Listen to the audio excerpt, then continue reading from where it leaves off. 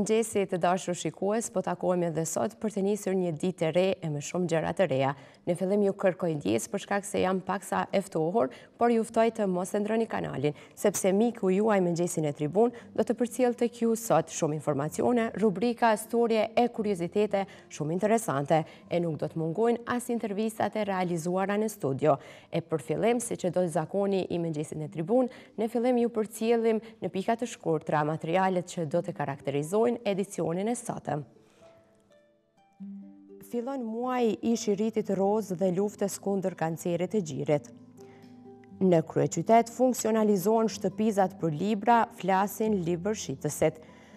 Në studio flasim për audicionin që u mbajt dje për pranimin e fëmijëve në qendrën kulturore të fëmijëve në Prishtinë.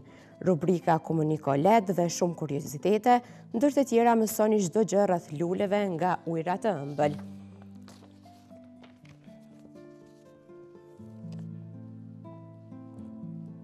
E të dashur shikues, tashmë e dini që në Tribuna Channel Mengjesi nis gjithmonë shëndetshëm, ku mysafir të ndryshëm të ftuar sjellin për ne receta të shëndetshme. E të gjitha këto receta janë të përgatitura nga produkte të cilat i sjell Meridian Express, do me thonë sponsorë e ynë.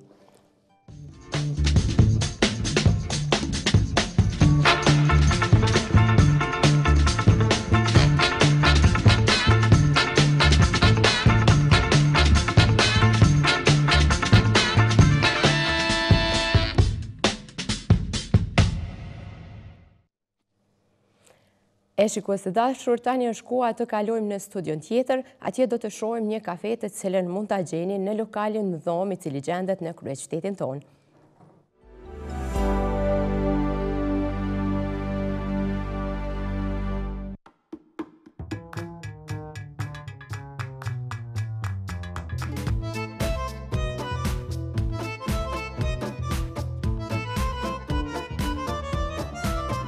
Mi Mengjesi shikues të Tribuna Channelit, unë jam Ertan Dogoni, do i bëjmë dy kafe me art.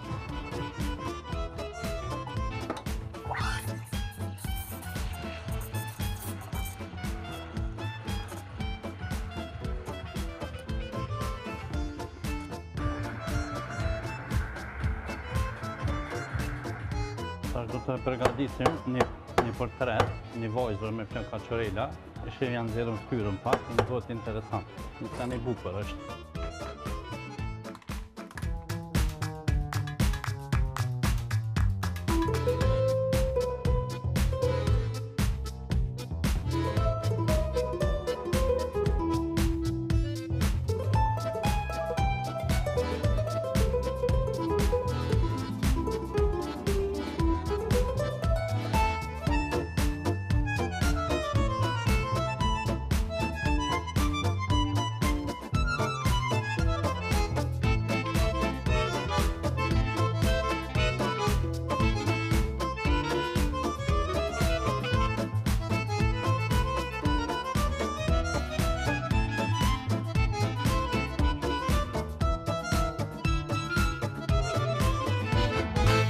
Një bukur që rallë kush e bën këtu në Prishtinë ose në Kosovë, ardhmë në kafe.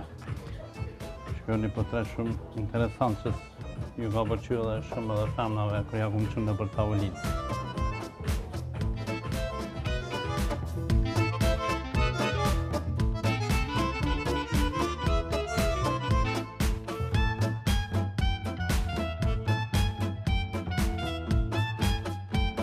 Vazhdojna me kafën e dytë, do e bëjmë një lepër tash.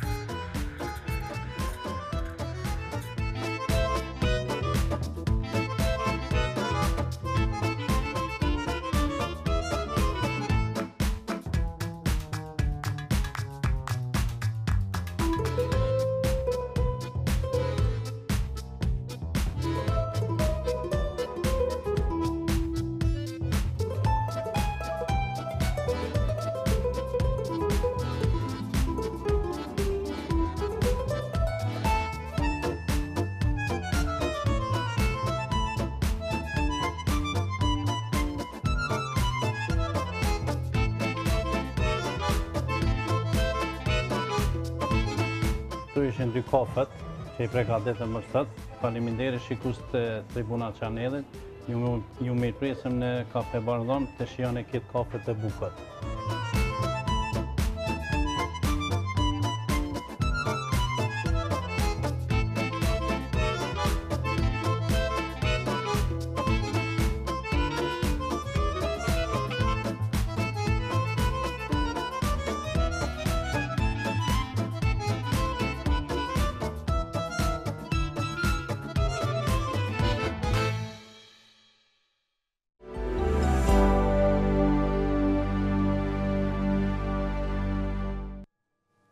E shikues të dashur, tani është koha që të shohim se cilët janë titujt kryesor të shtypit ditor.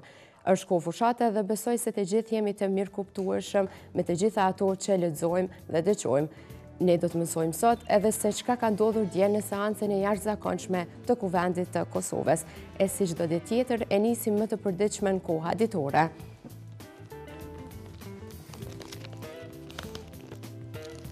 E në ditën e sotme, në datën 3 tetor 2017, titulli kryesor i kohës ditore është gjyqtarëve ndërkombëtar të kushtetueses mund të vazhdohet mandati.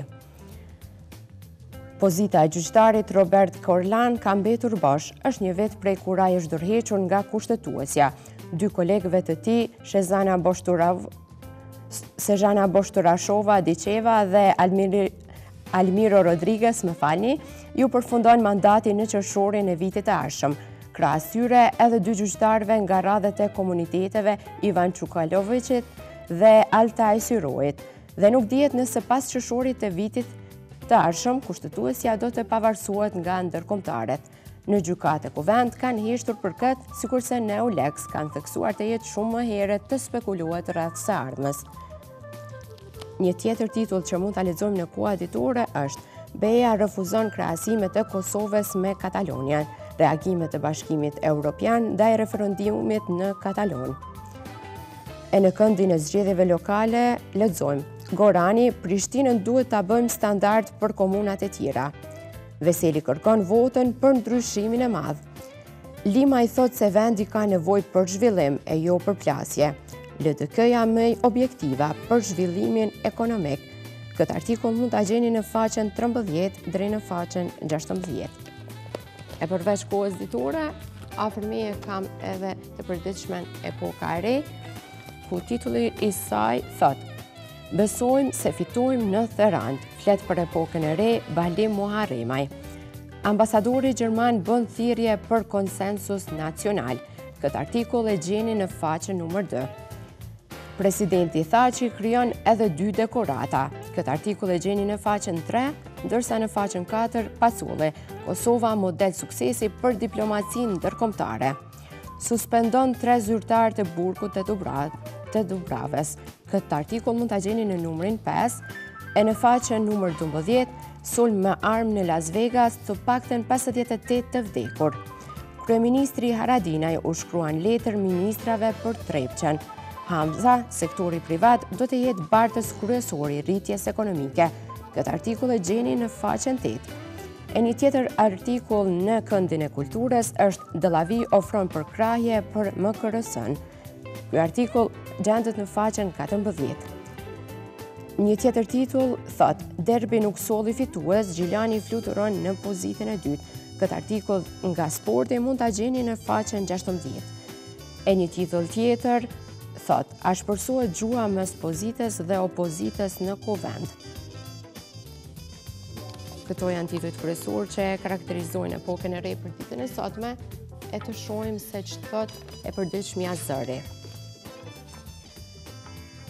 E titulli kryesor thot: Helt, sa vonohet demarkacioni, aq vonohen vizat. Ambasadori i ri i Gjermanisë në Kosovë, Christian Helt, gjatë një interviste ekskluzive për gazetën Zëri, ka porositur drejtuesit e institucioneve kosovare që sa më shpejt të mbyllin demarkacionin e kufirit me Malin e Zi, si dhe ta luftojmë krimin e organizuar dhe korrupsionin.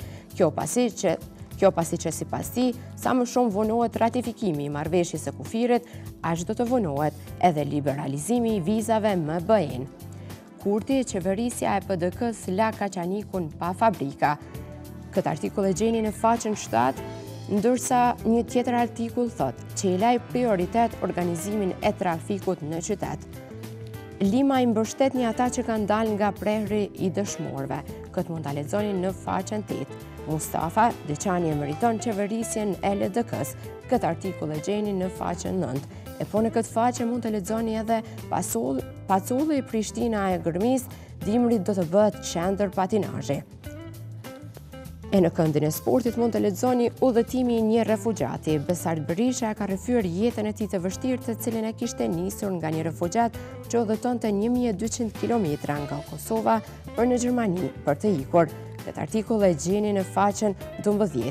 E në këndin e kulturës mund të lexoni Lamtumir Robert Elise, ndërsa në këndin e ashtu quajtur ditari, më shumë votues se sa banor. Këtë artikull mund ta lexoni në faqen 3 të kësaj gazete. E pra shikues të dashur, ky ishte shtypi për ditën e sotme, ndërsa ne vazhdojmë me të tjera materiale. Siç e dini, tashmë kemi hyrë në muajin tetor dhe ky muaj karakterizohet si muaj i cili do më thonë është muaj kundër luftës kundër kancerit, ndërsa ne ju sjellim të gjitha aktivitetet që do të mbahen në Kosovë në ndër të këtij muaji. E ndjekim materialin bashkë.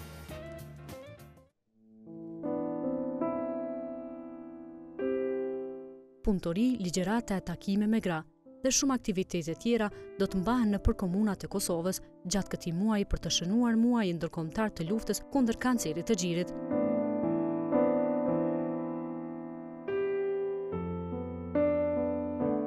Shoqata e onkologëve të Kosovës dhe shoqata Jeta Vita do të mbajnë takime të shumta me qëllim të informimit të grave për rëndësinë e diagnostifikimit të hershëm të kancerit të gjirit.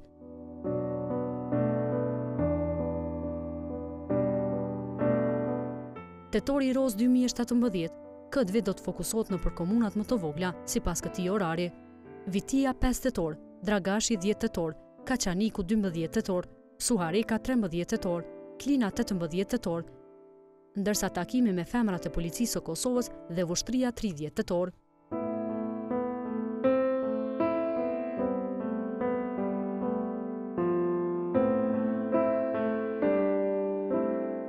Pjesëmarrësit do të kenë në rast të dëgjojnë nga mjekët profesionist se si bëhet diagnostifikimi dhe trajtimi i kancerit të gjirit, shpërndarja e broshurave informuese për këtë sëmundje, biseda interaktive, si dhe disa qendra kanë planifikuar edhe marsh, ecje vëdësuese nëpër qytet.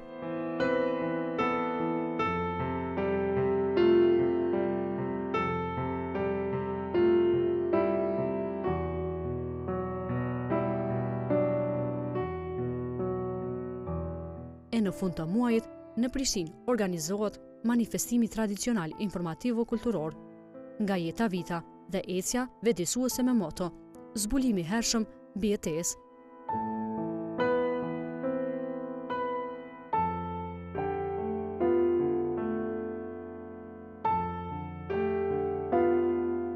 Gjithashtu, Ministria e Shëndetësisë gjatë tërë muajit tetor do të krijojë mundësi shtesë për ekzaminime dhe procedura tjera diagnostike rreth kancerit të gjirit në institucionet publike, duke mbështetur iniciativën e Jeta Vita dhe shoqatës së onkologëve të Kosovës për hulumtime me përparësi të grave në institucionet shëndetësore për diagnostifikimin e hershëm të kancerit të gjirit.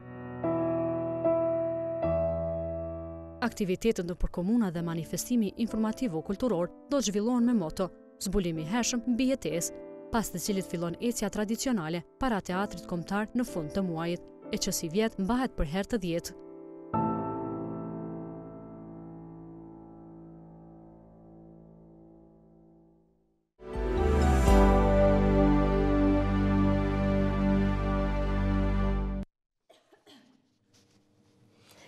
E shikues të dashur, u kthyem në studio dhe është koha që të prezantoj musafiren time të parë. Është Lida Hoxha në Gjipi, drejtoresh e qendrës LET, Learning Education 3. Kjo është një qendër e qendrimit ditor për shkollor dhe parashkollor, e cila ka pak ditë që është hapur. Përshëndetje Lida, mirë se erdhe në studion tonë. Mirë se jeta, faleminderit. Më tregoni nga erdhi ideja për hapjen e kësaj qendre? Sigurisht, këto ideja është që unë jam veç një nanë, që kam 2 fëmijë dhe aty pa aty nisë për përvojës time, që është vështirë, ndërsa ka shumë qëndrime ditore, po me gjithatë është vështirë me vendosë ku do t'i çosh fëmijët. Atëherë mendova që okej, edhe përvojës që kisha më herët në qendrën kreative, dikujt 4 vjeçare, vendosa tash të hapi vetë një qendër të shëndrimit ditor duke filluar prej moshës 4 deri në 8 vjeç. Do më thonë, a ka qendrat e tilla që e luajnë të njëjtin funksion sikur qendra juaj në Kosovë, që përveç qëndrimit ditor fëmijët mund edhe të edukohen dhe të kryen obligimet që prindërit e tyre nuk mund të kryen me ta? Ndoshta ka edhe tjera, por megjithatë që Learning Education 3 është një institucion pak më ndryshe se qëndrimet ditore tjera. Përveç, po flas tani për shkollar, përveç detyrave të shtëpisë që kanë me i bën, domethënë shkollar që është pikë klasës parë deri në klasën e 5, ofrohen edhe shumë aktivitete tjera. Domethënë ata përveç mësimit që do ta marrin si plotësues në lanë saktume, ata edhe do të argëtohen, domethënë duke i përfshirë që janë 3 aktivitete tjera. Po ashtu edhe për qëndrimin në moshës 4 deri në 6 vjet, përveç planit edukativ, programit edukativ për moshat e caktuara, ata do të marrin edhe aktivitete tjera që do të vinë njerëz profesional do t'i argëtojnë me. Po, më tregoni më konkretisht se si edukoni fëmijët, do më thonë, çka ata aftësohen tek jo, i përmenden pika kyçe, po tregomi se cili aktivitet se si... Tek moshat 4 deri në 6, domethënë janë 4, 5, 5, 6, ata do të punojnë sipas programit tyne, domethënë i kushtohet shumë rëndësi edukimit, përveç edhe para përgatitjes për shkollë, mësohet pak edhe prej Montessori, domethënë kemi marrë edhe diçka prej shkollës së Montessorit. Po ashtu janë edhe 3 aktivitete që do të mbahen të rregullta, është ora e dramës që do të mbahet një herë, është sporti taekwondo edhe ora e artit figurativ. Domethënë këto 3 aktivitete janë në kuadër të qëndrimit ditor që fëmijët do të përfitojnë. Po ashtu ka edhe mjaft aktivitete tjera, domethënë do përfshi loja në obar, arktim të ndryshëm, shëtitje jashtë qendrës, domethënë krejt këto me qëllim të edukimit dhe arktimit të fëmijëve. Kur jemi tek përbërja e stafit të qendrës, sa persona përbëjnë stafin e qendrës? Momentalisht, se të pas parasysh që jemi në fillim, domethënë është muji i parë që kemi fillu. Planet janë shumë të mëdha, domethënë ka zgjerim të stafit, normal edhe në kërkesat të fëmijëve, kështu që fillimisht jemi diku 8 persona, stafi është i kualifikuar, janë edhe me përvojë nga jashtë, domethënë nga Zvicra, ty përfshi ato, ty marr më të mirat e përvojave nga jashtë ty sjell në qendrën tonë. Po, si është një ditë brenda qendrës tuaj për fëmijët? Në sa ora vinë ata?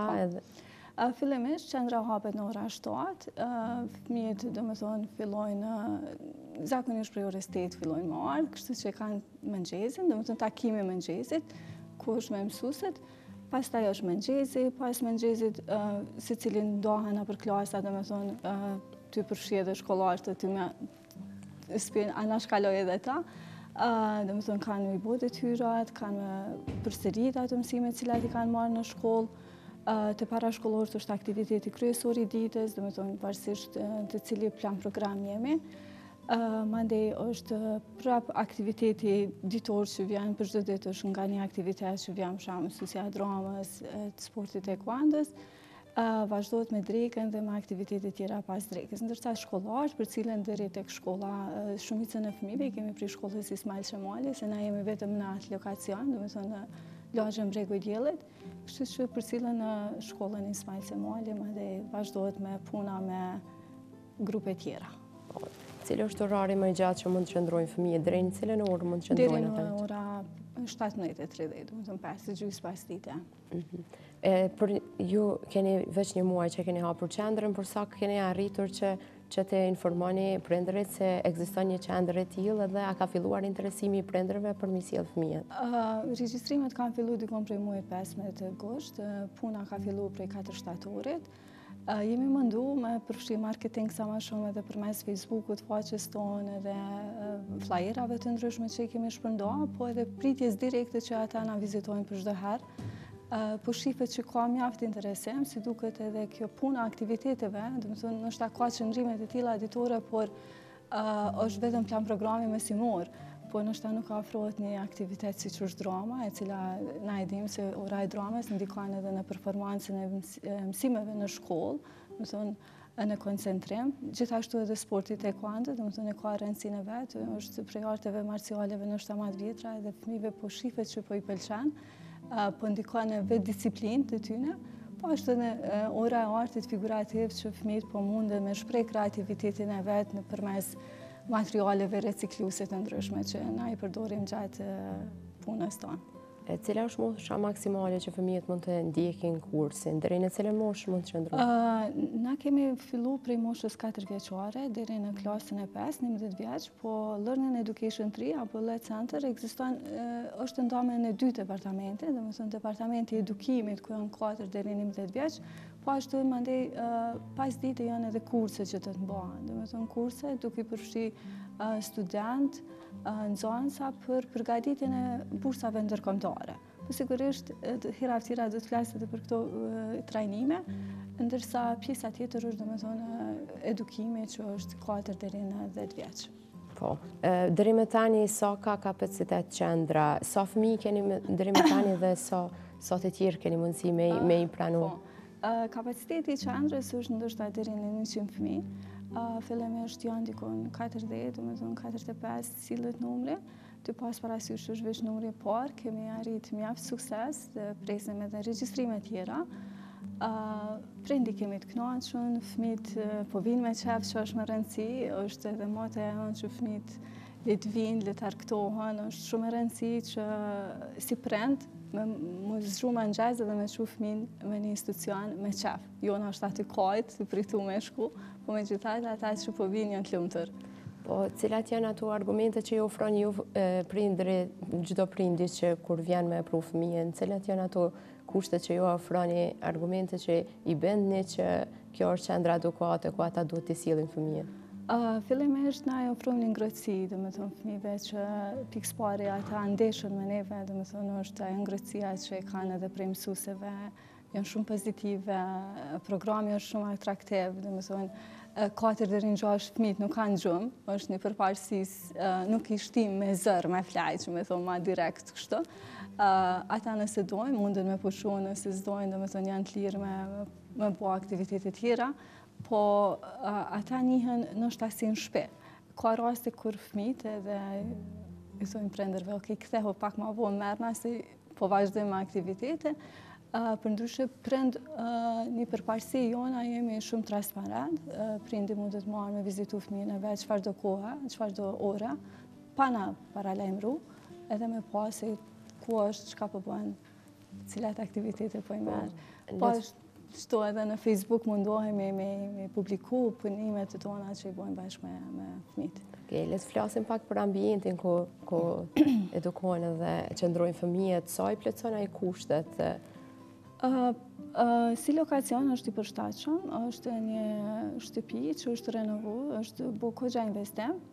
Pikë pari klasat janë shumë ndriçume, nuk kanë lagështi, që është nështë një primare për një qëndrim të fëmijët ditor. Ka oborë, që ata mundën për çdo ditë me shfrytëzu oborin edhe jashtë, ndërsa për infrastrukturën tjetër është bu mjaft investim, ju nxjerrë senet me shije, tash fëmijëve pjo pëlqen si fillim, po normal, ka gjithmonë hapësirë për me plotësu. A kanë rregullat ditore që duhet të ju përshtaten? Patjetër se po të pas parasysh që është muji i parë, muji shtator ka shku me fazën e adaptimit, domethënë kemi pas mujin e adaptimit, tani veç fillojmë me plan programe, me të zbatu programin që e kemi në plan, edhe na presin shumë plane, shumë aktivitete, shpresoj që do të na ecë mbarë. Padyshim. Po përveç moshës, a ka ndonjë mënyrë tjetër që i kategorizoni fëmijët që mundën me qenë pjesë e qendrës ose jo? Mosha është një prej primare, domethënë 4 deri në 6, fëmijët që është niveli parashkollor, ndërsa edhe domethënë shkollarët. Kemi kërkesa mjaft edhe prej shkollave tjera, po mundohemi me u bë zgjidhje për transport, po megjithatë kërkesat më të mëdha kemi edhe nështë prej shkollës Ismail Qemali.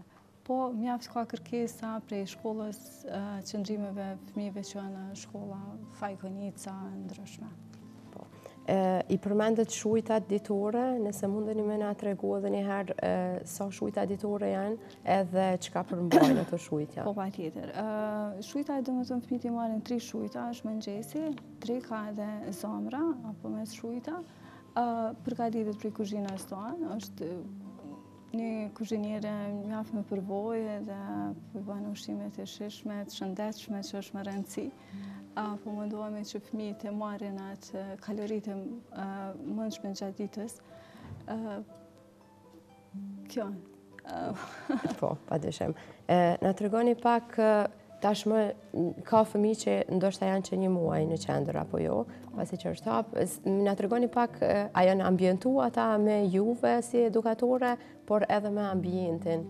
Sa keni pas të vështirë adaptimin e tyre, me qenë se me njëherë ju kanë po sa keni hap qendrën, po besoj që nuk ka qenë lehtë. Vështirësitë kanë qenë me fëmijët cilë kanë qëndruar në shtëpi. Domethënë është hera e parë e tyre kopshti. Me ta ka qenë pak më vështirë, për ndryshe me këta fëmijë që veç janë rritur në kopsht dhe tash kanë bërë ndryshimin e kopshtit, atëherë me ta ka qenë normal pak më e lehtë. Fillimisht me këta që kanë qëndruar deri moshën 4 vjeç në shtëpi, kanë pasur hezitim munda prej nanës, por jemi mundu që edhe në atë muajin e parë apo të javën e parë tjetë edhe nana pjesë e jona disa orë që fëmija ta ketë më lehtë ndarjen. Po megjithatë tash veç jemi stabilizu, fëmijët janë ambientuar, kanë pa që ata janë sigurt, janë në një ambient të ngrohtë, mësuesit kanë filluar me i dashur, me i pranu, edhe si duket po ecë pak më mirë. Muaj tetor. Të falenderoj shumë për këtë intervistë, nëse keni diçka më shtu që kena harru me e cik. Faleminderit juve, kisha pas shef me ftu prind ata cilët na shikojnë që ende nuk kanë vendosur për qëndrimet ditore për fëmijët e tyre, le ta vizitojnë. Learning Education 3 është në lagje në Bregu i Diellit, përballë shkollës Ismail Qemali, dhe më i pa edhe për së afër me kushtet të cilat veç i përmenda apo aktivitetet. Faleminderit. Faleminderit shumë. E të dashur shikues, pra zhvilluam intervistën me Lida Hoxha në Gjipin, drejtoreshe e qendrës më të re në kryeqytet, ku ju prind që jeni të angazhuar me punë, mund t'i dërgoni fëmijët e juaj atje për t'i trajnuar pasi që ata e kryen orarin e shkollës, ndërsa tani është koha që ne të shkëputemi me pak marketing dhe kthehemi për pak minuta në studio.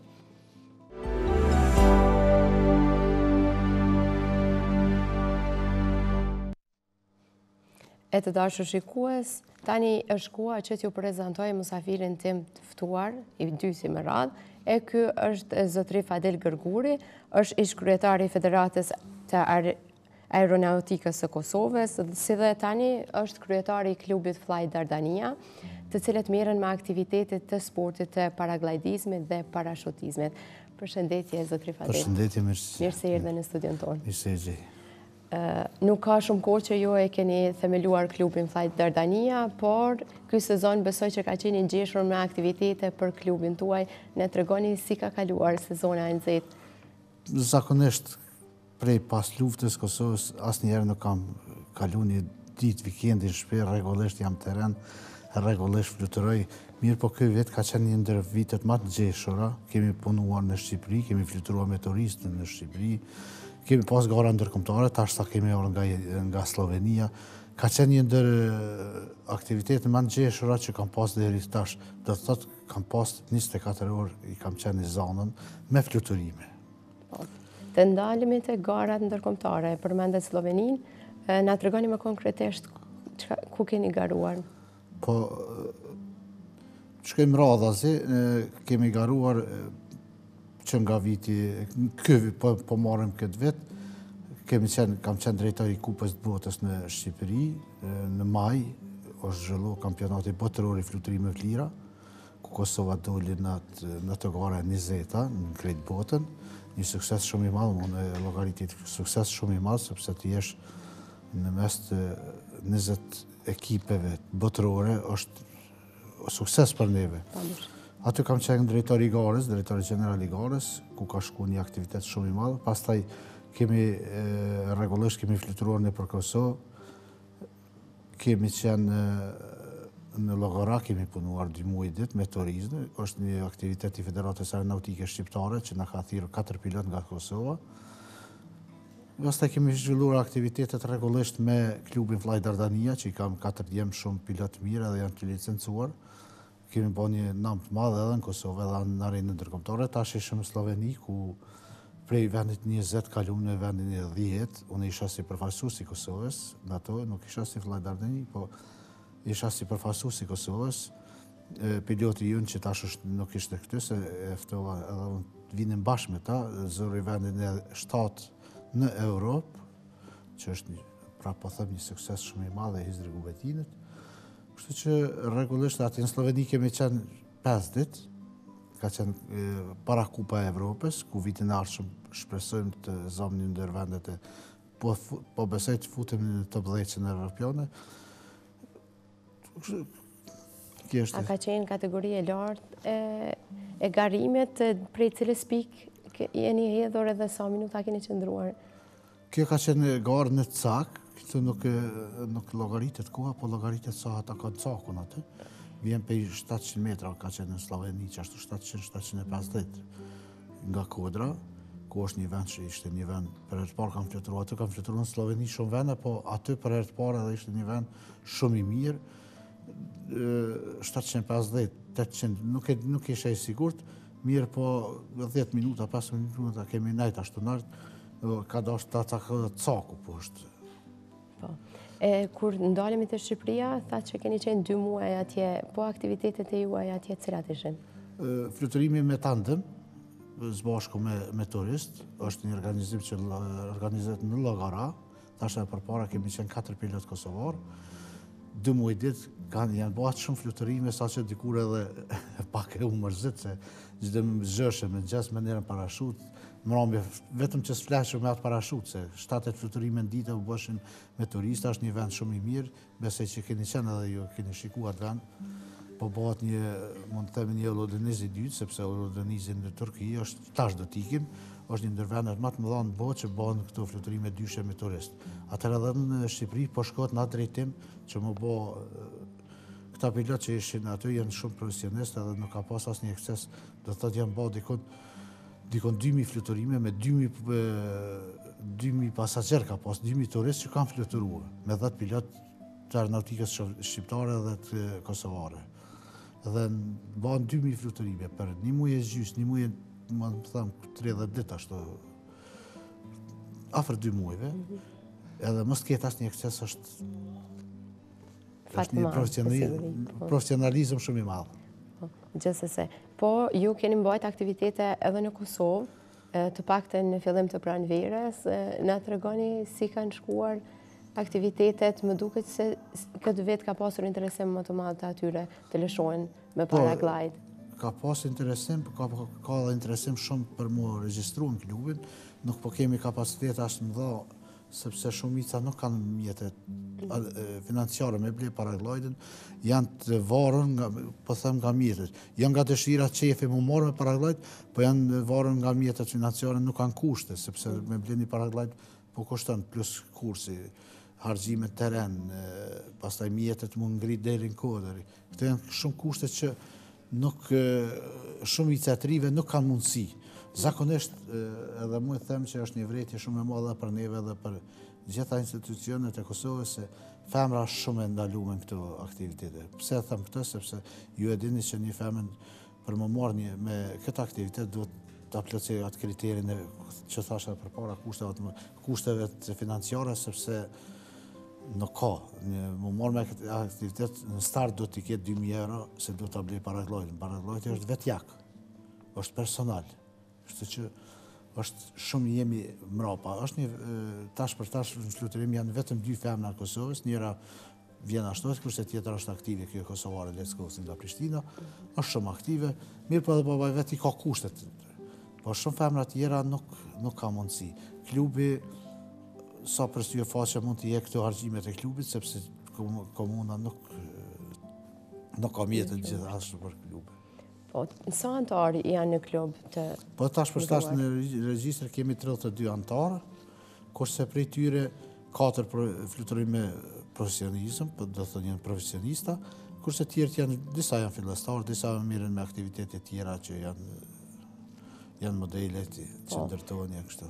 Po në përgjithësi, a keni njohuri se sa klube numërohen në Kosovë? Klube, klube që kanë aktivitet janë dikon 7.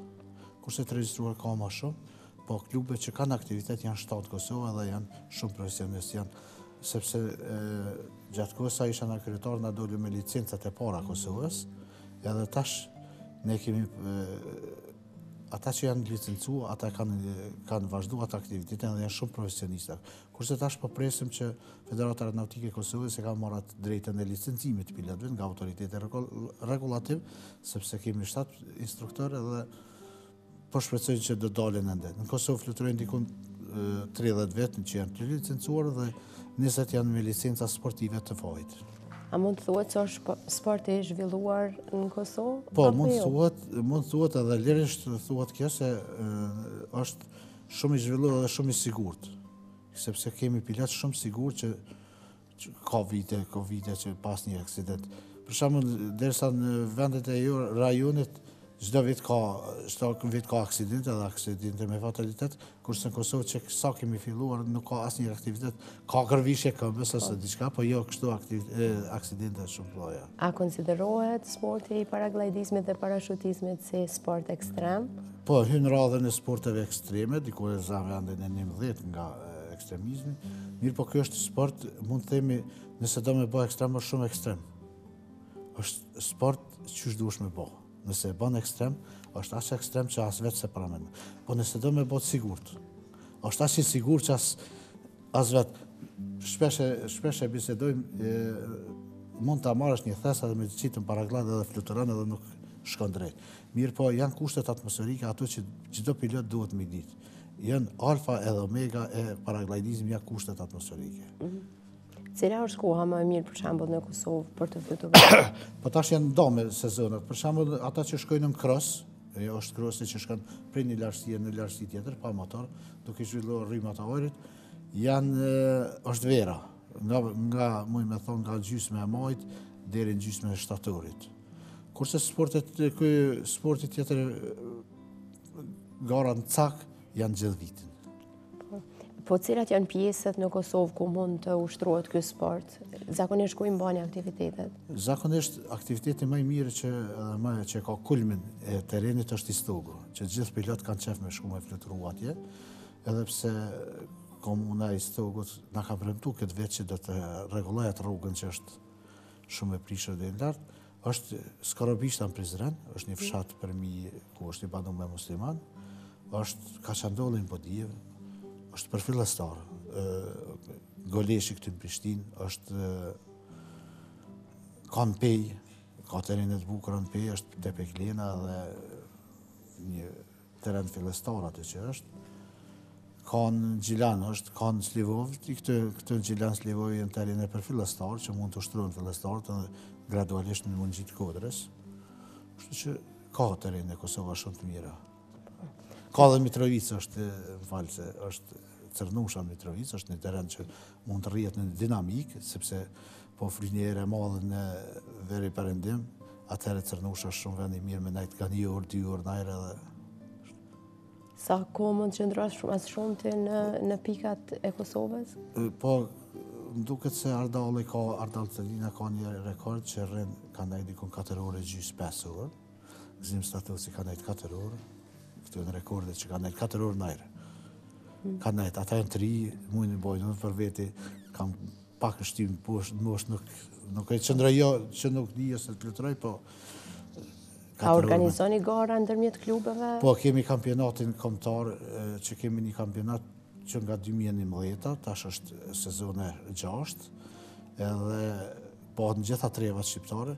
Këtë javë është lajmëruar më bënë në Avrov, nuk e di që ka me këtë qenë organizimi mirë, po kemi atë kampionat që funksionon rregullisht. Kampion deri tash janë 2 pilot, njëri janë Kosovar, njëri Shqipëris, kështu që ata 2 rregullisht, njëri pas tjetrit herë, njëri herë tjetrit. Tjerët janë aty mirë, po këta janë gjëna tani Islami dhe Hizri Kubetini janë kampion hapësirën bashkë shqiptare. Në Kosovë i bëjmë disa gara, kështu sa kur takohemi, sa për ushtrime, sa për... Po, sa shpesh i bëni këto aktivitete, për shembull brenda javës, ju si klub? Sa herë ka kohë të mirë. Që sot për shembull parashtrihet kohë e mirë, unë sot dal. Gjithkush ka kohë, kur ka kohë të mirë, dalim. Tash telefonatat, Viberi, po jemi këtu dalim. Sa herë ka kohë të mirë. Më shumë jemi, mund me thonë ditën, më shumë mendojmë edhe jemi në kodra edhe najrë, se sa ne kam një servis, më shumë jam atje se këtu. Ndryshim. Po të regom për ata që nuk e din, ku është dallimi mes parashutës dhe paraglidit? Dallimi është mes paraglidit dhe parashutës është se kemi pas edhe në Shqipëri, veshin shumë pasagjerë kështë turistë që thëshin, unë du mu hedhë. Jo më thësha, jo mu hedhë, po me fluturu. Se parashuta hedhesh, pe aeroplanit gjuhësh edhe e ha parashutet mas një kohë, për shembull unë kam shku deri në 7 sekunda, 8 sekunda, nuk e kam hap parashutet nga aeroplani. Atëherë kam qenë i ri. Në vitet 80-ta kam qenë parashutist edhe jemi hedhë pe aeroplanit e hap mas një kohë. Kurse me paraglidit të nisesh shpej kodrës, paraglidit është e hapur, me këta mundesh me fluturu me kohë. 1 orë, 2 orë që shërën për para, 4 orë, e me parashut ja. Parashut fluturon, këtësen, kini një vend caktum ku do të me ra dhe 3-4 minuta, dhe 5 minuta mundesh me... A konsiderohet parashuta më rrezikshme? Thash edhe pare, janë gjithë ato qysh ti e vlerësën, qysh ti e respekton. Nëse e respekton, vetëm 10% ato rregullat që janë po për parashuta ose paraglide, mundesh me njët sigurt. Mirë po, shumë vende nuk respektohet. Nuk respektohet sepse, për shembull në Olodeniz, vitin e kalum, kur ishëm në Turqi atje, flutureshin edhe ushtyshin parashutistat kush e hap mas poshti. Edhe ajo ka një kufi. Se thehet një rekord, thehet tjetri rekord e Moska. Janë sekundat që i numërohen, për shembull në ramje, atje flutureshin 12 sekunda, 13 sekunda, i 15 sekund është toka. Kështu që thashtë edhe për para, kjo është sport qysh e vlerësën, qysh e respekton edhe qysh e bën. është sport shumë i mirë nëse je shumë i ndalur, shumë i respektuar. Shpesh edhe në zonë saltëri, pas jam instruktor, unë në kodër ose për para e thesha që duhet ta respektosh. Trimnia nuk është me bo aksidente, trimnia nuk është me bo gjana që me ju livdi dy kujna, me thonë që qa bojone. Këtë është trimnia nëse vjen kodër në eshek që nuk janë kushtet atmosferike, nuk është me fluturue. E ha paraglidin, e shikon paraglidin, e kontrollon pak edhe e mbyll paraglidin. Nuk është trimni me fluturue kur janë kushtet atmosferike të kësia, sepse ajo është një lloj vdekje edhe për atë pilot, edhe për këtë sport. Duhet të jesh aq shumë i sigurt në vete që kur del me fluturu edhe e kryen atë fluturim, se ti shkon kodër më kënaqsh, nuk shkon kodër atje me fluturu ose me luftu me natyrën. Se natyra ka ligjet e vetat fizikës që nuk të lën, ai ka kushtet e veta. Dhe çdo herë sin trajnime, sin atë ne themi që nuk fluturohet për 1500 metra në sekundë. Shumë pilot e bojnë 1600-1700. Do më thotë ajo është një lloj shkelje të ligjeve të fizikës, që natyra nuk i ka kriju për ato. Natyra ti ka dhënë ato kushtet që ti mundesh me fluturu deri në 5 metra, 6 metra ose atë më shumë të 7 metra në sekundë. Po jo 12-13. Edhe shumë pilot për shembull në vitin e kaluar në Maqedoni ka pas shumë aksidente vetëm për këtë shkak. Ose janë caktuar rregullat që çdo pilot duhet me pas emergjencën, parashutën në rezervë. Shumica e pilotëve nuk e kanë, nuk e marrin. Edhe pse në Kosovë është kjo punë shumë e rregulluar dhe çdo pilot është i pajisur me emergjencë, mirë po në shtetet e rajonit shumica nuk fluturojnë me emergjencë. Hedhet nga aeroplani pa emergjencë. E sfidon atë maksimumin që mundet me hap parashutën, po nuk e ka emergjencën. Çka nëse dështon ajo? Që mund me dështuar, po nuk e ke emergjencën, çka? Kështu që janë rregullat, nëse i shkel rregullat, si në komunikacion. Nëse i shkel rregullat, edhe pse në komunikacion varet nga vozicët tjerë, po këtu varet krejt nga vetja jote. Krejt sa din ti, sa je i përgatitur, sa je i kujdesshëm në vete, kështu që krejt varet nga ti në fluturim, nuk varet nga askush. Se nëse delti në fluturim dhe instruktorit ka qitë ty në fluturim, atëherë ti do t'i të respektosh ato regula, se duhet fluturosh ende. Duhet me llogarit që edhe nesër kemi fluturo, edhe mas nesër. Jo për sham nesër, mas nesër me dalë me baterica ose me diçka. Po, na trego pak më shumë çka është emergjenca, është një parashut emergjence që rezervë që në rast se nuk shka mirë diçka, atëherë e hap atë dhe je i sigurt. Është rami e vertikale, me ta nuk më nëshme najtë nare, është vetëm sa shpëtim edhe ajo shumë e sigurt. Në Kosovë rregullisht pilotët e respektojnë këtë rregull dhe kanë gjitha emergjencës, kanë helmetat. Tash unë shumë mburrë me gjithë pilotët e Kosovës se gjithë kanë paraglojta të ri. Do thotë kanë pas mundësi mi ble paraglojta të ri edhe që është një siguri shumë e madhe në aeronautikën kosovare, se jo dini me shku najrë 2000 metra, për shembull që sheshëm në Llogara, se tash në Sloveni që kalum 2000 metra edhe me shku me një harën që është i vjetër ose diçka, ajo nuk t'jap siguri, nuk t'jap rregullisht tash edhe përpara rregullisht jemi frikë ose diçka. Kur e ki paraglidin e ri, kur e ki emergjencën, është sport që të kënaq, është sport që t'jap një adrenalin shumë të fortë edhe muj me thonë që e lavdron veten edhe mund është një falendrim shumë të madh pse kam filluar këtë sport. Po nëse ti shkon rregullisht pa regula, pa emergjencë, pa paraglidri, pa paraglid, atëherë normal që është sport ekstrem, normal që ti e sfidoj jetën.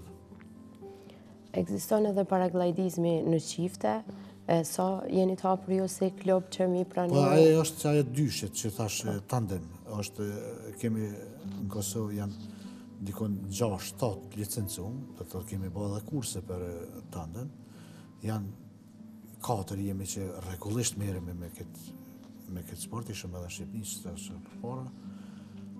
Rregullisht bëhet një stokë, bëhet edhe në Prizren, bëhet edhe këtë në Golesh, mirë po në Golesh është fluturimi shumë i shkurt, 3 minuta, 4 minuta, që për shumicën është mjaft, sepse disa kanë që vetëm jenë në ajër një herë, mirë po në Golesh është një lartësi 300 metra, edhe është shumë e vakit. Për neve është e vakit. Po lartësi me marrë është në Shqipëri edhe në një stokë. Po sa janë të interesuar kosovarët, se e dim që në Shqipëri ndoshta për shkak se ka qenë sezona e turistëve, keni pas shumë kërkesa, po në Kosovë sa shumë duan që ta sfidojnë veten në Kosovë ka po jashtë shumë si në Shqipëri. Në Shqipëri veshin me autobus, veshin të organizuar, veshin. Po në Kosovë janë, në Kosovë në vikend mund të kemi 2, 3 ose 4. Në Kosovë nuk kemi atë shumë reklamim të madhë këtij sporti, po thëmë vetëm Facebook ose në këto rrjetet sociale, kurse në televizioni është shumë pak, edhe si në popull një jetë si sport ekstrem, shumica kanë frikë, mirë po në thëmë që është një ndër sportet më të mira që ekziston, edhe pse në Kosovë nuk e kemi rregulluar shumë mirë infrastrukturën, gjelbrimi mungon sikur në Sloveni, mirë po prapë se prapë është e bukur Kosova me po nga lartë. Me hip dikon 2000 metra, 1500, 2000 metra, edhe po me po Kosovën sa e bukur do këtë rregullisht vjen se cili fluturon edhe shikon atë bukuri, po thëmë, sepse istog edhe pse populli është vetësuar, nuk ka më mbetërinë as që ka pas përpara, se edhe përpara kur e sjellshëm ndërkombëtar këtu në Turp na vike pej ndërkombëtare sa mbetërinat kish. Kurse tash e shohim që edhe në terren edhe pak organet komunale në Istog, që po them atje është vendi më i mirë për fluturim, kanë marrë masa dhe janë sanu ato probleme, janë hiq mbetërinat. Ju keni shumë vite që merreni zot Rifadin me këtë sport? Ka filluar me parashutizëm në vitin 1980. Deri në vitin 2000 jam marrë me parashutizëm, kam dikon 110 fluturime me parashut. Hedhje nga aeroplani, që po them kthim nga aeroplani. Për vitin 1990 deri në 2000 kam një kthim në Çeki, po në 2002-2003 kam filluar përsëri. Nga 2003 jam rregullisht aktiv, shumë aktiv, si pak aktiv, po shumë. Rregullisht jam në ajër. Rregullisht jam asgjë, nuk shkoj darsma, nuk shkoj në kafe, nuk shkoj asë, po rregullisht jam terrene. A keni pas për gjatë këtyre viteve ndonjë aksident? Po ka pas gërvishje, po jo, gërvishje të kombës, pak në ndoj therë, kështu në vrapim ose diçka, po jo në aksident, kështu me thonë që mundet më veçua diçka, jo. Okej. Po gërvishje se nuk shkon ka njerë mirë. Po jo me aksident kështu që me thonë, po gërvishje ose kamës, ose kam një therë të vrapu, ose diçka po kështu, jo. Rregullisht me pasager, me turista, asnjëherë jo. Jo. Jemi shumë mirë në Kosovë, edhe këta pilotët e mia shumë të sigurt, edhe e bëjmë me plot siguri të madhe këtë sport, që kështu që ka një rregull në vete që pasagjerit duhet më ruhet. Shpesh herë për shembull kur atërohet ose me pasager, shumë pasager nuk kur atërimin tokë nuk e bojnë në kamp, po e bien. Atëherë këta i futin kamp të veta vetëm me mos me pas asnjë gërvishje. Po që nga vitit të 10 kur ju mirëni me këtë sport, me siguri ndoshta është rrit interesimi për këtë sport, janë vedisuar kosovarët? Fatkeqësisht jo. Nuk ka ndonjë dallim. Nuk ka për shembull, edhe pse paraglidizmi është i zhvilluar, më thonë, në proporcion me tjera shtete jemi mirë, sepse ne jemi 2 milion banor, kemi dikun që merren me këtë sport janë 100. Po për shembull, në shtete që i kanë 20 milion, 70 milion banor, që i kanë ka 10.000, 15.000, jemi një proporcion, nuk jemi keq, po prapë se prapë jo, sepse përveç paraglidizmit, deltaplani është paka shumë i zhvilluar, paka shumë, po them se janë 2-3, sportet tjera janë shumë vetjake, për shembull fluturimi me aeroplan, që kishim një klub AES-in, edhe ai është drejt, nuk e di s'ka aktivitet, kurse me aeronautikën motorike jemi shumë keq. Jemi shumë keq sepse hapësira e ulët ajrore nuk është hala e lëshuar në Kosovë, që është një kusht i veçantë i sportit aeronautikës, edhe aeroporti sportiv Batlava që ka qenë aset i Federatës Aeronautike është i uzurpuar nga organet që tash mos i cekën. Kështu që jemi të detyruar më marr vetëm me paraglide, që është një gjënaf hala i madh dhe më i madh. Mund të them se Kosova ka pasur një armatë të madhe të pilotëve në armatën jugoslave. Kemi pas instruktor të migëve, kemi pas instruktor të galebit që ka qenë një prodhim i Jugoslav atëherë, kemi instruktorin më të lartë, Ramadan Sadikaj. Ai rrin si pensioner në shtëpi, është gjënaf për shembull se armat po shkon tu plak dhe nuk pe lëna dijen e tyre në tetrit, që është një. Zotri Fadel, na tregoni si mund të arrihet të bëhet pilot i parashutës? Dikush ai duhet ndonjë certifikim ose trajnim? Duhet, pika parë është duhet kontaktoj me këto klube, të regjistrohet në klube, të shkoj kemi kontrollor mjekësore që është në Gjakov, është një institut vetëm për aeronautik, i kontaktuar nga autoritet regulativ, kontrollor mjekësore, nësa i plotson kushtet, do të ketë thashë edhe përpara do të ketë edhe mjetë materiale, pasi që paraglidi i blet është personal.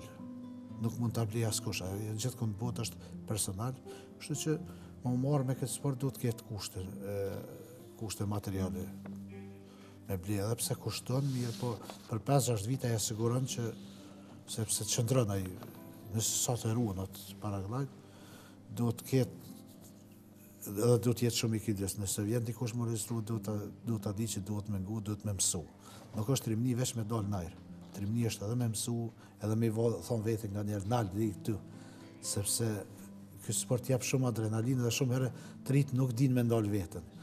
Shkon kodër edhe thash për para ngritën kodër edhe nuk ishe ko kushtet atmosferike, veç të du me dalë. E shpesh të rive i thëmë, ka dalë deri këtu e kënej. Janë ligje që i ka bo natyra, nuk i kemi bo na. Cili prej fluturimeve cilë ma shumë adrenalinë? Si po mendon? Mbi det, paraglidizmi mbi det, mbi ndonjë pikë të lartë. Çdo fluturim që e bën me qef ose diçka të sjell. Kurse fluturimet që janë mbi det rrymat janë më të qeta, rrymat vinë të drejtuara mirë, kurse në për kodrat Kosovës ka rryma alternative, më thonë që të vinë jetë shpesh të parregullta dhe do të jesh më i kujdesshëm. Kurse mbi det është rryma shumë e mirë dhe shumë e qetë. Shumë faleminderit zotri Fadel që ishi pjesë e jona sot. Të dashur shikues, besoj që u informuat në lidhje me sportin e parashutizmit dhe paraglidizmit.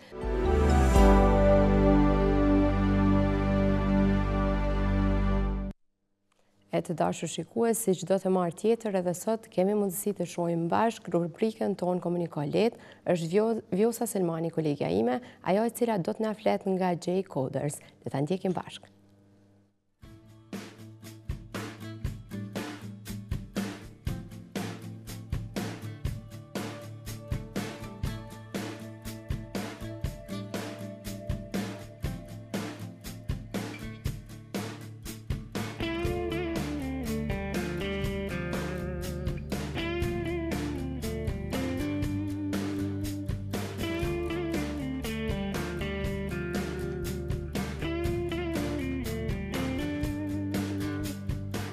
Përshëndetje, unë jam Rezi Gojani dhe sot për rubrikën Komuniko Let do t'ua prezantoj një projekt timen.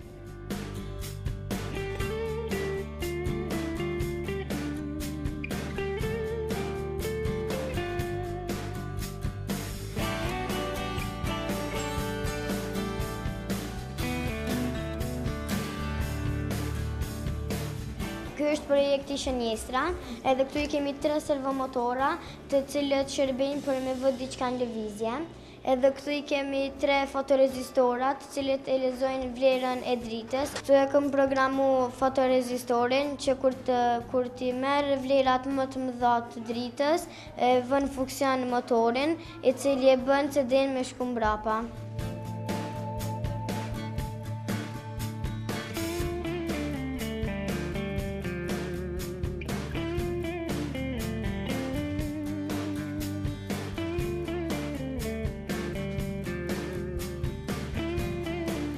Këtu e kemi programin me të cilin funksionon projekti, pra do të me vën funksion duke prekur flamurin e gjelbërt, edhe në qofse drita bjen të këto, rrëzohen.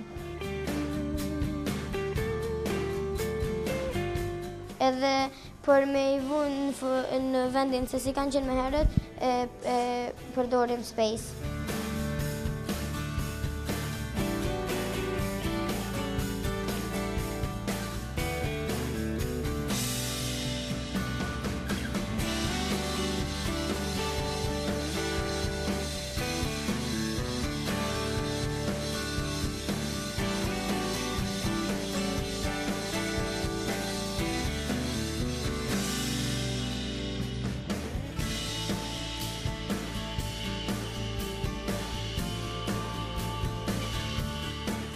Përshëndetje, unë jam Etna Nura nga Akademia J Coders dhe për rubrikë Komuniko Let do të prezantoj një projekt timen.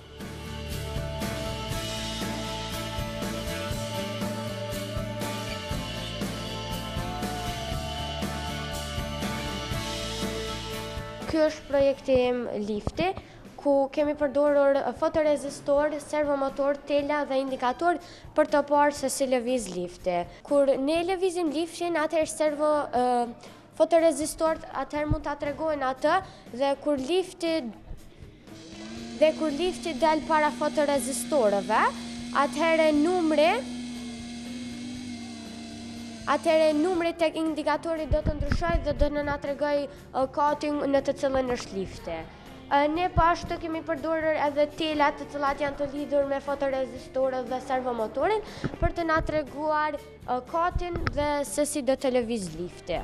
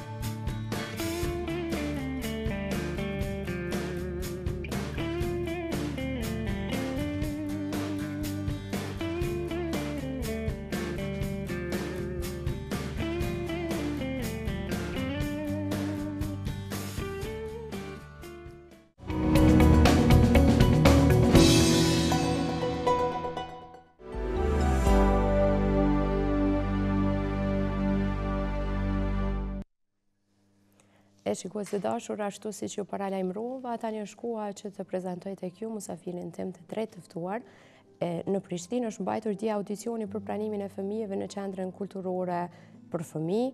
Për këtë ngjarje, për shumë aktivitete të tjera që zhvillohen nga kjo qendër, unë kam të ftuar Djelza Sulejmani, e cila është ushtruese e detyrës së drejtoreshës në këtë qendër. Përshëndetje, Djelza, mirë se erdhe. Përshëndetje, mirë se gjeta, faleminderit për ftesën. Faleminderit që keni ardhur. Na tregoni, dje është mbajtur audicioni, siç e thash, si kaluat gjatë këtij audicioni? Po dje, me datë 2 tetor është mbajtur audicioni i qendrës kulturore të fëmijëve. Gjithçka ka shkuar shumë mirë, interesimi i fëmijëve ka qenë shumë i madh. Dje kemi pas mbi 230 fëmijë të cilët kanë konkuruar, domethënë për të qenë pjesë e qendrës kulturore të fëmijëve. Po.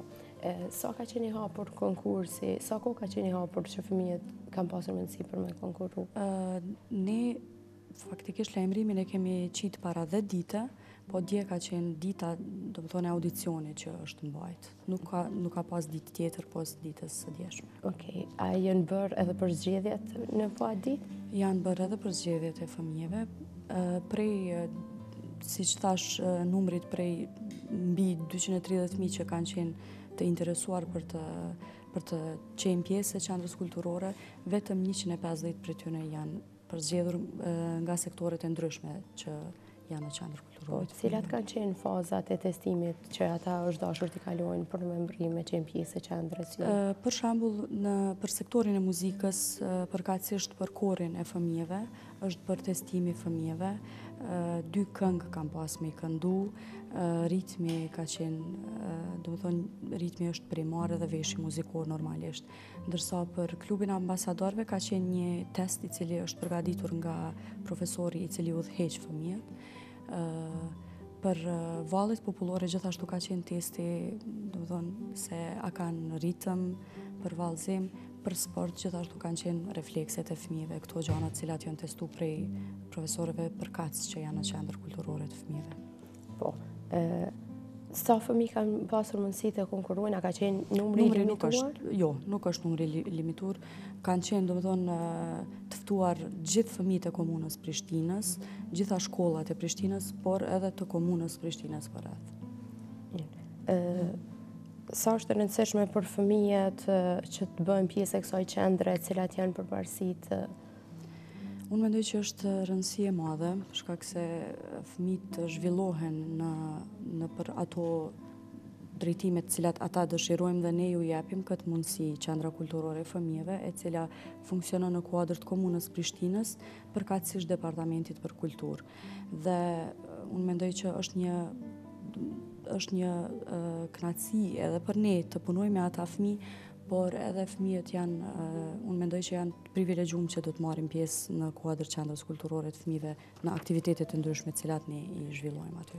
Cilat janë aktivitetet e përditshme përveç atyre aktiviteteve që organizohen nga komuna ku ju merrni pjesë, aktivitetet brenda qendrës, cilat janë ato trajnimet dhe ushtrimet që bëhen? Përpos pjesëmarrjeve tona të cilave i kem gjatë vitit, cilat janë të bollshme, ne i mbajmë edhe orët e rregullta të orëve të caktuara. Gjatë javës, çdo ditë gjatë javës janë aktivitetet e ndryshme të cilat mbahen në kuadër të qendrës. Përpos aktiviteteve të cilat i organizon komuna e Prishtinës për festat ndryshme, ne i kemi edhe aktivitetet tona të sektoreve të ndryshme, të cilat i zhvillojmë gjatë vitit. Sa fëmijët e cila mosha kanë mundësi me qenë pjesë e qendrës? Statuti i qendrës kulturore të fëmijëve është prej moshës 7 deri në 16 vjet.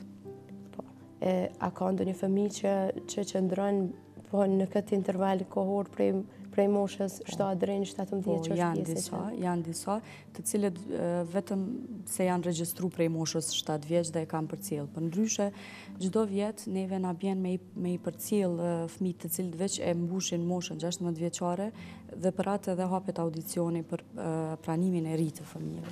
Sa është kapaciteti i qendrës? Nuk e kemi kështu të limituar, qysh edhe ju thash ma herët, por ata fëmijë cilët kanë talent për atë lami, ata gjithsesi do të pranohen. Dhe vlen të ceket që të gjitha aktivitetet në qendrën kulturore të fëmijëve janë pa pagesë. E cilat janë kushtet që ofron qendra për trajnimin e këtyre fëmijëve? Janë disa sektore të cilat funksionojnë në qendrën kulturore të fëmijëve, është sektori muzikës, është sektori i sportit, është klubi ambasadorëve të rinj dhe vallet popullore. Po oraret? Oraret gjithmonë ju përshtatin fëmijëve. Primare për ne është që ata mos të pengohen në procesin mësimor dhe ne në bazë të orarit të mësimeve që i kanë fëmijët, ne ju rregullojmë orarin në qendrën kulturore të fëmijëve. A ka qenë vështirë me bo përzgjedhjen ndjegjat e audicionit? Ka qenë vështirë, pasi që ne kemi fëmijë shumë të talentuar në Prishtinë, por vetëm disa prej tyre kanë pas fatin, për shkak se sektoret janë të veçanta në mënyrën e vet. Për shembull, në muzikë ne nuk mund t'i pranojmë fëmijët të cilët nuk kanë vesh muzikor ose nuk e kanë zanin, këto janë. Po ka edhe prej tyre që janë shumë të mirë dhe janë tashmë pjesë e qendrës kulturore të fëmijëve. Po juria, kush kanë qenë ata që kanë bërë përzgjedhjen? Profesorët që janë në qendrën kulturore të fëmijëve. Nuk ka pasur jashtë qendrës kulturore në rregull. Por fëmijët që nuk kanë pasur mundësi të pranohen, a kanë ndonjë rast të dytë që mund të konkurrojnë edhe? Jo, vitin e ardhshëm prapë e hapim audicionin dhe unë i ftoj gjithë ata fëmijë të cilët dojnë prapë me ardhë, janë të mirë se ardhën, dyert janë të hapura për ta.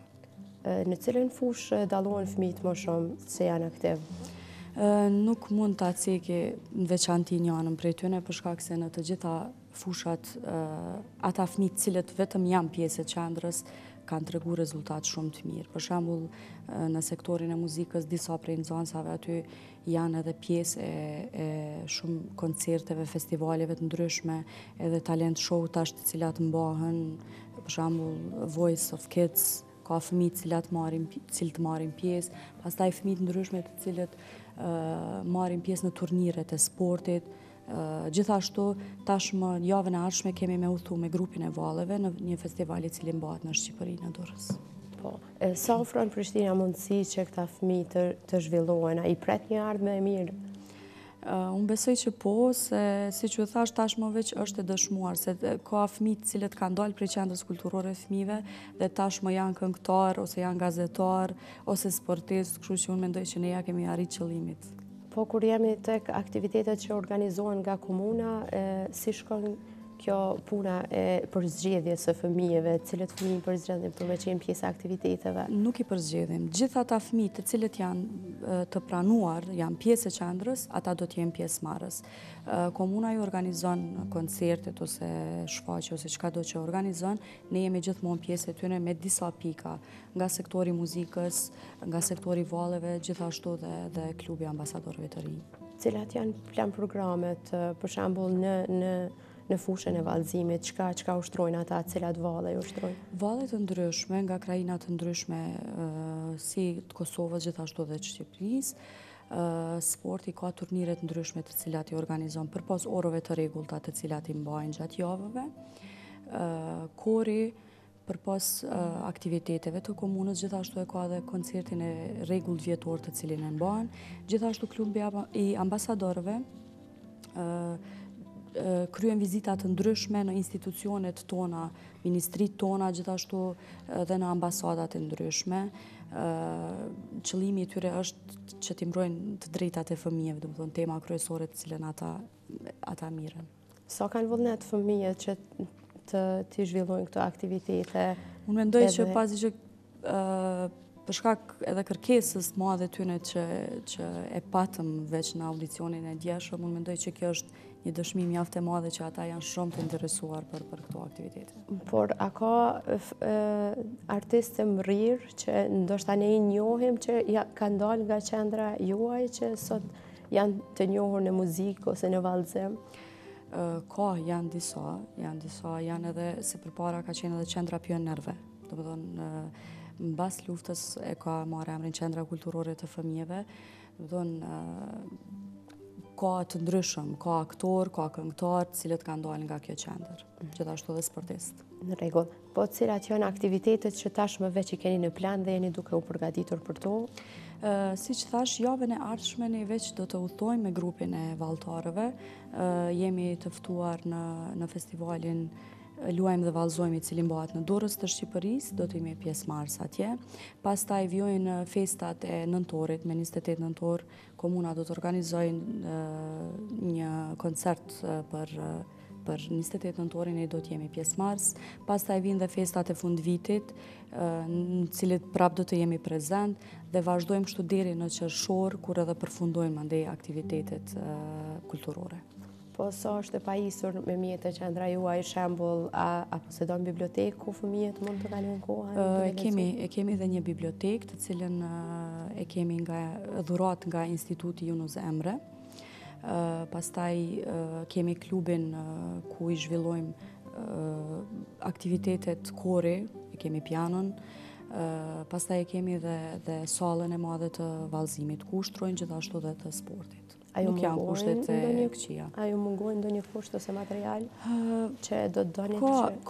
Ka disa mungesa, po shpresoj që në të ardhmen veç do t'i... Po rregullim ditor a keni? A ka rregulla ditore kur fëmijët mund ta shfrytëzojnë shembull bibliotekën ose kur kanë mi zhvillu aktivitetet? Siç thash edhe më herët, gjithmonë në bashkëpunim me fëmijët ne rregullojmë orarin. Kur ata nuk pengohen në procesin mësimor, ne ju rregullojmë dhe ju lirojmë hapësirën në qendrën kulturore për aktivitetet. Një grup fëmijësh, prej sa fëmijëve përbëhet? Ne i ndajmë 2 grupe, pasi që është e pamundur të punojmë me një grup se është numër i madh i tyre, por për shembull me një grup janë 30 fëmijë minimumi, që i ndajmë domethënë në 2 grupe, të cilat për shembull për një sektor ka përmbi 60 fëmijë që janë. Zakonisht sektori i vallëve ka interesim pak më të madh, për shkak edhe hapësirës që ata e kanë, dhe normalisht që vallëtar duhet me qenë më shumë, ata janë në një numër pak më të madh. Por vlen të cekët që si vjet në secilin prej sektoreve, fëmijët të cilët kanë apliku për audicion ka qenë i barabartë. Nuk ka qenë asnjëherë deri tash, siç thash, vallëtarët për vallëzim popullor kanë qenë pak më të fokusuar fëmijët, si vjet kanë qenë të gjitha sektoret. E kur jemi të femrat dhe meshkujt, cila pjesë anon më shumë? Këtu ndahen sektoret, mund të them që në kor femrat udhëheqin pak më shumë, ndërsa në sport djemt, siç dihet. Në klubin ambasadorëve janë gjys me gjys, gjithashtu në vallëzim vajza ka më shumë se sa djemt. Na shpjego pak më shumë klubin e ambasadorëve për publikun që ka përmban? Si që thash, ata kryejnë vizita të ndryshme në institucionet vendore dhe ndërkombëtare. Në institucionet vendore, kur them, është në ministri të ndryshme të cilat shkojnë njoftohen, si shkojnë procedurat, si shkojnë udhëheqja e një ministrie, pastaj me ambasadat e ndryshme, takohen me ambasador të ndryshëm, të huaj, punojnë për të drejtat, mësojnë për të drejtat e fëmijëve. Kjo është parimi tyre. Faleminderit shumë, nëse keni diçka tjetër për më shtu për fond? Jo, faleminderit shumë edhe një herë për ftesën. Faleminderit. E të dashur shikues, të ftuar kisha Djelta Sulejmanin, drejtoreshe e Qendrës Kulturore për Fëmijë në Prishtinë. E tani është koha të kalojmë në një material tjetër. Ju tashmë me siguri keni parë këndët e librave në kryeqytet, tashmë të gjithë librashitësit e kanë nga një kënd të vetin, dhe aty mund të mbrohen edhe nga moti i ligë dhe mund të qesin në vitrin të gjitha librat e tyre. Për këtë kënd e kena bërë një storje të cilën do ta prezantojmë tani.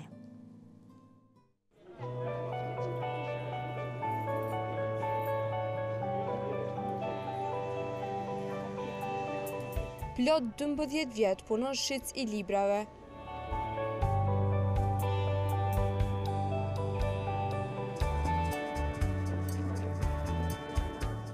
E gjatë gjithë kësaj kohe u përballë me sfida e vështirësi të shumta.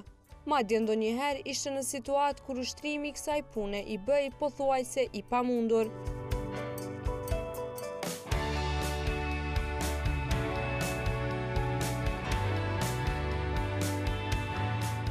Në kohë të ftohta dimri, në ndreshjet e shiut dhe borës, Iset Krasniqi qëndronte pranë stendës së tij të pasuruar me tituj të ndryshëm.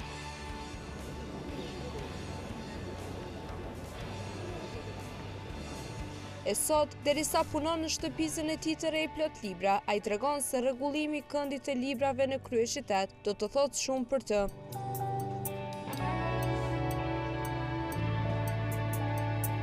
Për ne, kjo do thotë shumë. Spari do të thotë për shëndetin tonë, do të thotë se shkojmë ka dimri, pastaj për ruajtjen e librave, po edhe për një pamje të mirë që i ka dhënë qytetit.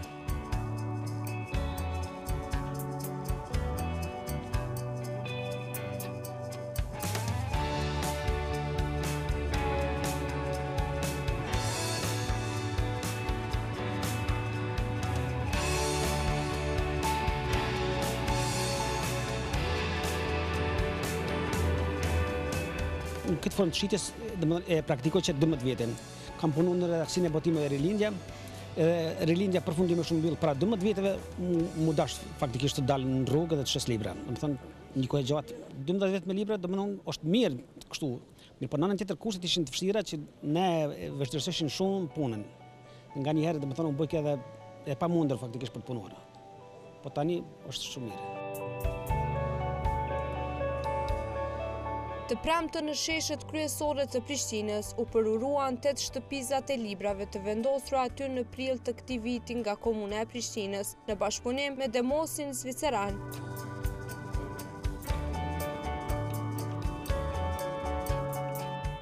Shumë vjetra shitësit e librave qëndruan në këto sheshe në kushte shumë të vështira, e tani ato i kanë funksionalizuar shtëpizat të tyre, të cilat ofrojnë kushte shumë të mira për punën e tyre të përditshme.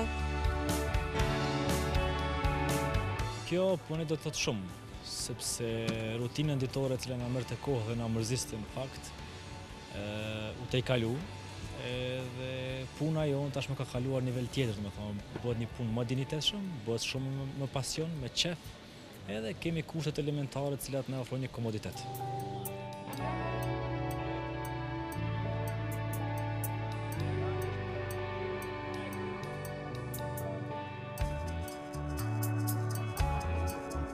Botuesit e kanë pritur shumë mirë këtë ndryshim, me që temperaturat e larta të verës dhe acari i dimrit u vështirësonte çdo ditë punën këtu.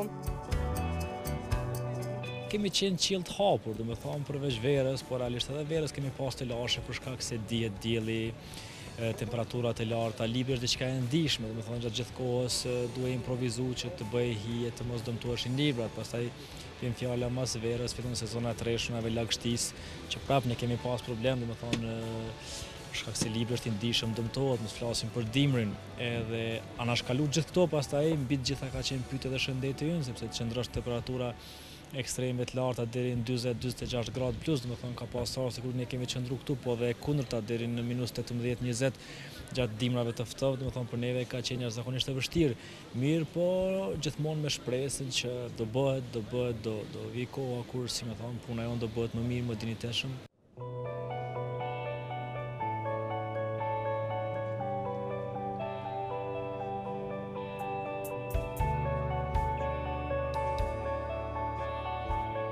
Asnjë libër nuk mbeti pa u akomoduar në raftet e këtyre shtëpizave.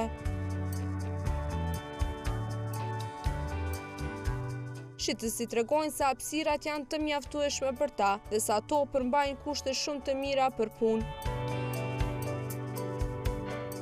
E mbi të gjitha, ata janë të kënaqur që edhe këto sheshe të kryeqytetit kanë marrë një pamje më të bukur me vendosjen e këtyre shtëpizave. Shumë mirë. Unë po supozoj se këtyre mundna me vendosë deri në 2000 titoj.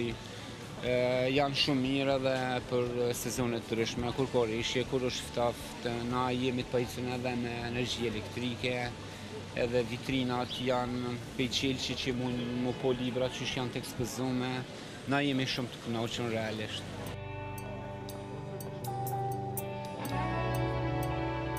Por Florin Beqiri, i cili merret me shitjen e librave që nga viti 99, thotë se nuk po lexohet mjaftueshëm dhe se numri i personave që janë të interesuar të blejnë libra nuk është në rritje. Karo, realisht Realisht, çështja e leximit në vend që më shku mu lexu ma shumë libri, është ka shkon domethënë ka mos leximi. Kjo është pasojë e situatës, për shembull, cilën gjendet vendi ynë. Na e dina ke që vendi ynë ka shumë probleme, cilat janë politike, e krejt ato tani ndikojnë edhe në gjendjen ekonomike, sociale. Shitësit e librave në sheshet kryesore të Prishtinës që këtë punë e bëni në kushte mjaft të vështira, tani janë bërë me këndin e librave. Ata po duken mjaft të lumtur që tani po hynë në dimër me këto shtëpiza dhe nuk do të brengosën për dëmtim të shëndetit apo librave të tyre nga moti i ftohtë. Në këndin e librave në Prishtinë mund të gjeni tituj nga më të ndryshmit, romane, letërsi, monografi e albume të ndryshme për fëmijë dhe të rritur. Ejset Krasniqi tashmë i ka vendosur të gjitha zhanre në shtëpizën e tij të re, të cilën e ka hapur nga ora 9 në mëngjes deri në orën 20 të mbrëmjes. I kam gjitha zhanret e librave, domethënë tu fillu prej poezisë, romanit, dramaturgjisë, librave për kritika letrare, gjuhësi, faktikisht të gjithë titujt e mundshëm. Po më varet prej lexuesit. Megjithatë vret një kështu rritje apo një interesim pak më i madh për këtë literaturën kështu psikologjike.